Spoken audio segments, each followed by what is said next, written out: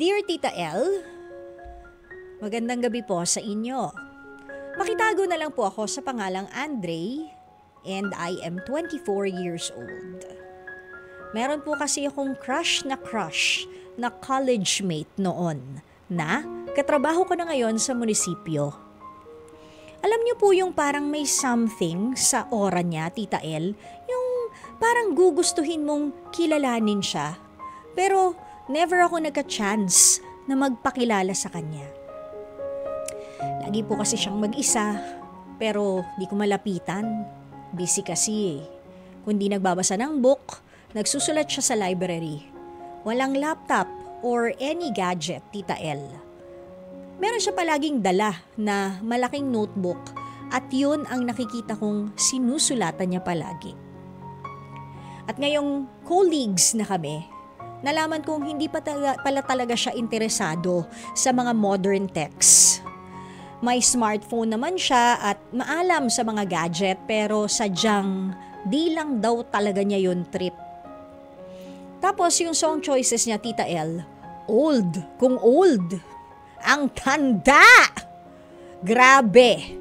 Ano, mala Tom Jones ba ito? Mga ganon? Engelbert Humperdinck?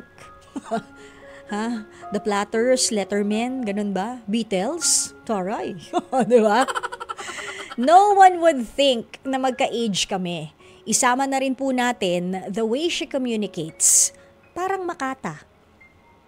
Hindi ko alam kung unti-unti akong nato-turn off sa kanya kasi if I'd be honest, di kami magkakasundo kung ganun siya habang ganito ako. I'm into contemporary stuffs eh. Unlike her na ibang-iba, ultimo sa mga kapatid niya. Pero kasi kahit ganun, parang mas lalo akong nagiging interesado sa kanya. Di ko sigurado kung curiosity lang to. Kasi naalala ko sa kanya yung mga nababasa ko tungkol po ba sa reincarnation. Parang she's somewhat like that. Parang may matandang kaluluwa na nakikigamit at nakikitira sa physical body niya. Posible po ba yung ganong event, Tita L? Yung mga kaluluwa ng nakaraan na bumabalik sa kasalukuyan. I may sound weird, creepy, or a nerd, but whatever it is. Pero ito yung concept na palaging nagre-resurface sa akin every time na natatagpuan ko yung sarili kong iniisip na naman siya at ina-analyze. Hanggang dito na lang po muna, Tita L. Maraming salamat po, Andre.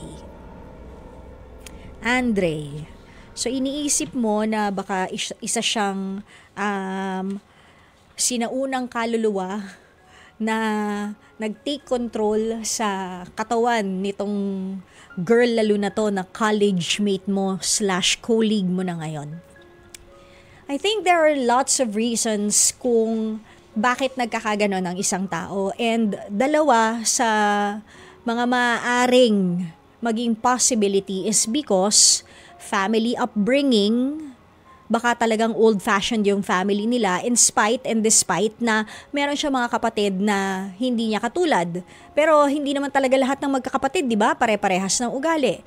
Sabi nga ng nanay ko, ang ugali ng mga anak ko parang daliri ko lang. Iba't iba ng hugis, iba't iba ng laki, di ba? May mataba, may payat, iba't iba yung personalities ng mga anak ko. So, hindi natin siya pwedeng pagpantay-pantayin o pagkumpara-kumparahin because that would be unfair. So, siguro, baka naman nga dahil sa family upbringing or cultural. Diba, Andre? Hindi kasi ako naniniwala na posibleng mangyari yon na old soul living in a body ng pagkatagal-tagal na. Kasi sabi mo nga, diba, noon mo pa siya kilala as schoolmate and ngayon magka-colleague na kayo. Iba kasi yung possession. Iba yon. Diba? That is different from kung ano yung kwento mo sa akin ngayon. Ang tanong mo kasi is posible ba na ang isang old soul or a soul from the past nag-take over sa body nitong crush mo. Sa akin, if you ask me, it's not possible. Pero maybe ang possible is cultural o kaya family-related kung bakit siya old-fashioned. Baka makaluma talaga yung pamilya nila. 'Di ba? Sabi mo nga, bakit parang ang makata naman niya kausapin? Malay mo, laging kausap si Lola. 'Di ba? Malay mo, Lola's girl pala siya. Kaya ganun siya magsalita. O baka naman talagang that's really her thing. Merong isang pelikula, yung si Regine Velasquez at si Richard Gomez. Hanggang ngayon, search nyo yon. Si Regine Velasquez, yung persona niya doon, very old-fashioned. Mukhang nerdy, nakasalamin, tapos hindi sunod sa uso yung damit niya. Pero she's living in the present. Yung forma niya pang manang. O baka naman, Andre, hindi kaya ganon yung naiisip mo? Parang manang naman to. Hindi kaya? Di ba? Baka ganon lang yung na nakikita mo sa kanya, parang manang to. So, panoorin mo yon. Kasi, kahit na ganyan siya, yung personality niya na makaluma siya, hindi mo siya dapat baguhin. You should not mold her into someone na ideal girl mo. You can't change that. Yun na siya. And siguro, sige, gusto mo siya. Pero hindi kayo talaga magkasundo kasi nga hindi ganun yung typical nyong babae. I agree with you na naku-curious ka lang. Curious ka lang kung bakit parang merong force within you na gusto ko siyang kilalanin. Pero bakit hindi kayo mag-start as maging magkaibigan muna kayo? Kasi parang Transformers lang yan, Andre. There is more than meets the eye. Autobots, transform. Hindi, pero yun nga.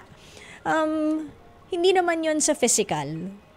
O porket narinig mo lang nagsalita ng work hours ng pagkamakata, yun na siya.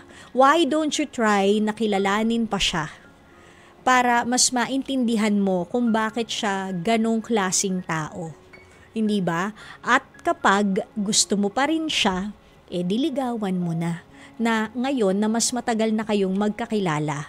And always remember, sabi nga, opposites attract. Sabi ni Paula Abdul. Alam niyo yung kantang yon? Panahon ni tita yon. We go together cause opposites attract and you know. Tama na. It ain't fiction, just a natural fact. Ganon. Sorry na. So yun nga. Sometimes opposites attract. Hindi ko alam kung narinig nyo na to before, pero ako ganyan ang story ako ng pag-ibig. Ang daldal ko! Sobra! Naku, si Tito Daniel! Talaga? Ganun lang siya. Man of a few words. Pero huwag kayo mag-alala, mabango po ang hininga niya. Ang ingay ko, ang masayahin ko, hindi ko naman masasabi masungit siya, pero yun, sometimes yung ugali, 'di ba? Sobrang extremes, North and South Pole kami. Hindi kung pag pinagmagnet nyo kami, hindi talaga kami magdidikit. Pero for 20 plus years, it worked. Oh. So try nyo rin, 'di ba, Andre? Kapag mas magkakilala na kayo nitong si ate girl mo na makaluma. Malay mo, siya na talaga yung para sa'yo. Di naman porket hindi kayo parehas, ibig sabihin hindi na kayo magkiklik, di ba? Okay?